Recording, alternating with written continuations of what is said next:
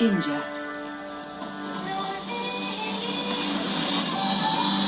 A vibrant, bustling world, home to over 1 billion people. But if you know where to look, the most spectacular wildlife, ancient cultures,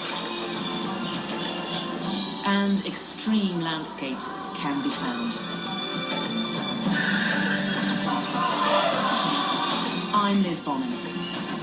I'm here to explore India's spectacular wildlife in one of the most biodiverse places on Earth. I've spent years studying wildlife, but every time I return to India, I discover something new. I completely underestimated how extraordinary and eye-opening this is going to be. Actor Frida Pinto was born here.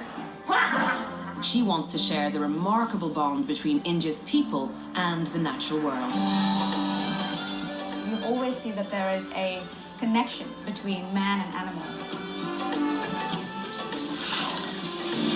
And from the highest peaks on Earth, mountaineer John Gupta explores India's most extreme landscapes.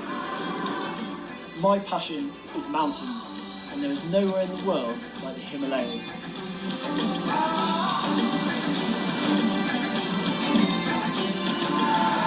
We're travelling the length and breadth of this subcontinent to reveal the hidden wonders of India's natural world.